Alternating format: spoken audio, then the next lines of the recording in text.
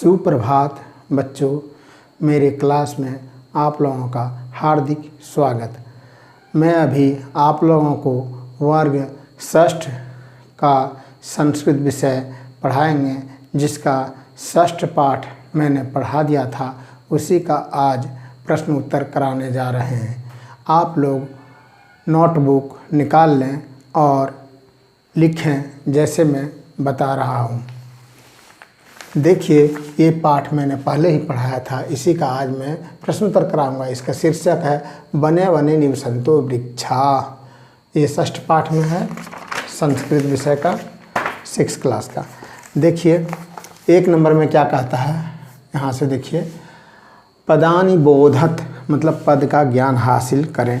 तो देखिए, ये आपका पाठ्य पुस्तक में लिखा है, इसको आप लोगों को वैसे ही लिखना है और याद करना है। जैसे वने वने, इसका अर्थ होता है प्रत्येक वन में। निवसन्तः मतलब रहते हुए। रचयन्ति मतलब रचते हैं, बनाते हैं। शाखा मीन्स डालियाँ। दोला मीन्स झूला। आसनः मीन्स बैठे हुए। विहगा मीन्स पक्षीगण। किमपि मीन्स कुछ भी। कुंजति मीन्स चहकते हैं। संततम मीन्स निरंतर। साधुजना मीन्स सज्जन। इव का अर्थ होता है की तरह। पिबंती मीन्स पीते हैं। स्पृशन्ति मीन्स स्पर्श करते हैं। नमः मीन्स आकाश को। शिव शिरसु मीन्स सिर पर। विहरन्ति मीन्स ढोते हैं। पयो दर्पणे मीन्स जल रूपी दर्पण में। स्वप्रतिबिंबम का अर्थ होता है अपने प्रतिबिंब को। पश्यन्ति मीन्स देखते हैं। कौतुकेन मीन्स आश्चर्य से। प्रसारी मीन्स फैलाकर। स्वच्छाया मीन्स अपनी छाया। संतरम मीन्स बिस्तर को। सत्कार मीन्स आदर। कुर्वन्ति मीन्स करते हैं। तो ये शब्दार्थ था बच्चों, इसको इसी तरह लिखें और याद करें। 1 नंबर में ये था। नंबर 2 में क्या है कि वचनानुसारम रिक्त स्थानी पूर्यत मतलब वचन के अनुसार रिक्त स्थान को भरें। देखिए यही है, वचनानुसारम रिक्त स्थानम पूर्यत। एक वचन, द्विवचन, बहुवचन। यथा मीन्स जैसे दिखाया है। वनम एक वचन में होता है, द्विवचन में इसी का वने हो जाता है और बहुवचन में वनानी होता है। उसी प्रकार यहाँ खाली जगह है, तो यहाँ खाली जगह में वनम है, तो यहाँ देखिए क्या है, फले है, तो यहाँ होगा फलम। एक चीज़ ये दिया हुआ है बीच वाला द्विवचन में, उसी से पकड़े हम कि फले है, तो यहाँ फलम से शुरू होगा। हाँ, उसके बाद यहाँ वनानी है, तो यहाँ होगा फलानी। उसी प्रकार यहाँ बिंबम है एक वचन में, तो द्विवचन में बिंबे होगा और बहुवचन में बिंबानी होगा। ये खाली जगह था, हम भर दिए हैं। देखिए अब यथा में जैसे, फिर देखिए नीचे आगे लिखता है वृक्षम वृक्षो वृक्षान। इसका फिर यहाँ पर पवनान लिख देता है, तो 2 बहुवचन का लिखा हुआ है, तो एक वचन और द्विवचन में क्या होगा, तो इसमें होगा पवनम। वृक्षम है तो होगा पवनम, और पवनो होगा द्विवचन में पवनो। हाँ, उसके बाद यहाँ पर देखिए जनो है और जनान है, मतलब द्विवचन में जनो और आपका बहुवचन में जनान। तो ये जन से है, तो इसमें होगा जनाम। पवनम है तो जनम, जनो जनान। ये इसी तरह आप लोगों को लिखना है जैसे दिखाया गया है, जैसे मैं दिया हुआ यथा में जैसे दिया है उसी तरह लिखना है। अब नंबर 3 में क्या कहा गया है, देखिए 3 नंबर में कहा गया है कोष्ठकेषु प्रदत्त शब्देषु उपयुक्त विभक्तिं योजित्वं रिक्त स्थाने पूर्यत। मतलब कोष्ठक में जो है, ब्रैकेट में जो शब्द है, उसी से उपयुक्त विभक्ति को बनाकर और जो है सो रिक्त स्थान को भरना है। हाँ, तो जैसे दिखाया है अहम रोटिकाम खादामी, और रोटिका है ब्रैकेट में, तो उसी को रोटिकाम बना दिया है। तो उसी प्रकार कौन नंबर में है, त्वम डैश पिबसी, और जल है तो जलम होगा। जब रोटिका का रोटिकाम होगा तो जल का जलम होगा, तो कौन नंबर में होगा जलम, त्वम जलम पिबसी। ख नंबर में होगा 3 का ख में देखिए छात्र दूरदर्शनम पश्यति। यहाँ दूरदर्शन है तो दूरदर्शनम हो जाएगा। उसी प्रकार वृक्षा पवनम पिबंती, पवन है तो पवनम कर दो। घ नंबर में है ता डैश लिखन्ति, तो यहाँ कथा दिया हुआ ब्रैकेट में, तो कथाम लगा दो, ता कथाम लिखन्ति। उसी प्रकार 9 नंबर में आवाम जंतुशालाम गच्छावः, कहा है कि जंतुशाला यहाँ दिया हुआ है, तो जंतुशाला दिया हुआ और कहता है जैसे हम दिखाए हैं ऊपर में वैसे ही आप लोगों को करना है।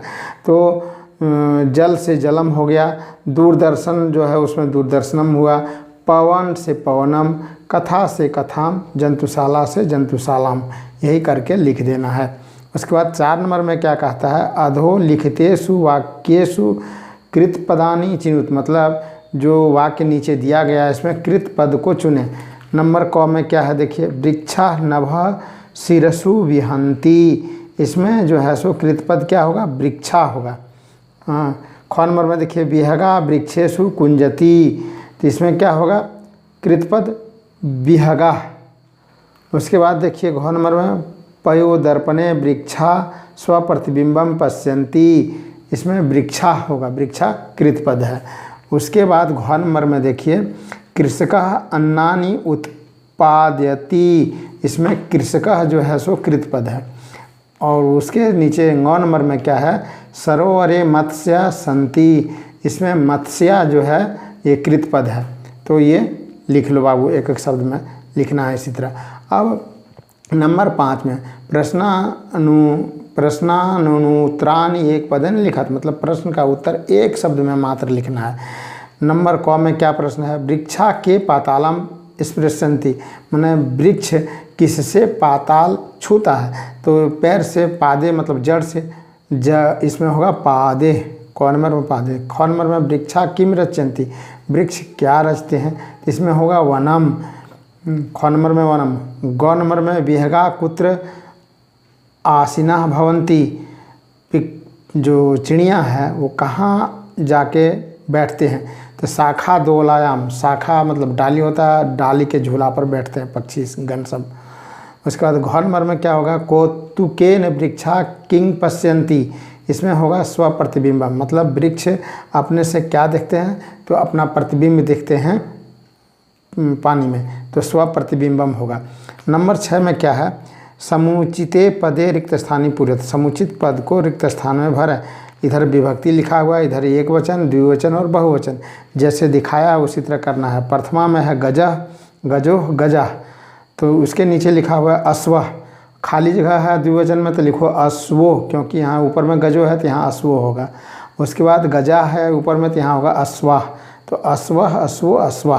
फिर द्विवचन में है सूर्यम, सूर्यो, सूर्यान, तो इसमें जो है सो चंद्रान लास्ट में है बहुवचन में, तो एक वचन में होगा चंद्रम, द्विवचन में होगा चंद्रो और बहुवचन में चंद्रान है ये है। तृतीया विभक्ति में क्या है, विडालेने, विडालाभ्याम, विडाले, तो इसी तरह मांडुक शब्द है तो मांडुकेन, मांडुकाभ्याम, मांडुके, इसमें खाली जगह में मांडुकेन होगा और इधर तृतीया में होगा मांडुके। उसके बाद चतुर्थी में है सर्पाय, सर्पाभ्याम, सर्पेभ्या, सर्पाभ्याम खाली जगह बीच में है, इसमें द्विवचन में होगा सर्पाभ्याम। उसके बाद वानराय, वानराभ्याम, वानरेभ्य। पंचमी में होगा मोदकात, मोदकाभ्याम, मोदकेभ्य। उसके बाद वृक्षात, वृक्षाभ्याम, वृक्षेभ्य। जनस्य, षष्ठी में जनस्य, जनयो, जनानाम, और नीचे सुकस्य, सुकयो, सुकानाम। सप्तमी में होगा शिक्षके, शिक्षको, शिक्षकेषु, और सप्तमी में मयूर शब्द है तो इसमें होगा मयूरे, मयूरो, मयूरेषु। उसके बाद संबोधन में क्या होगा, जैसे दिखाया है हे बालक, हे बालको, हे बालका, तो उसी प्रकार होगा हे नर्तक, हे नर्तको, हे नर्तका। ये 8 नंबर में था। नंबर ये 6 नंबर में। अब 7 नंबर में क्या है देखिए, 7 नंबर में है भिन्न जाति नाम पदम चिन्ह, भिन्न जाति का शब्द चुनना है। एक लाइन में, एक पंक्ति में 4 शब्द है जिसमें 3 एक जाति का है, एक विजाति का है, तो विजाति वाला चुनना है। जैसे दिखाया है नगरम, ग्रामम, ईंधनम, मंडलम। अब इसमें देखिए जैसे ग्रामम, नगरम और ईंधनम, मंडलम, इसमें जैसे अलग क्या होगा, तो इसका ग्राम, नगर और मंडल तो होगा, ईंधन नहीं होगा। तो इसमें ईंधन जैसे नहीं आपका किताब में दिया है तो ईंधनम होगा।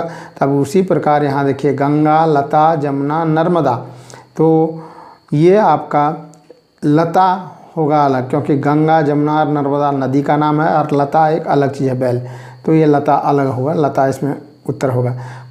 ख में उद्यानम, कुसुमम, फलम, चित्रम, तो देखिए उद्यान, कुसुम और फल ये बाग बगीचा से, फल से संबंधित है, पेड़ पौधा से, और चित्रम नहीं, तो चित्रम इसका होगा ख नंबर में।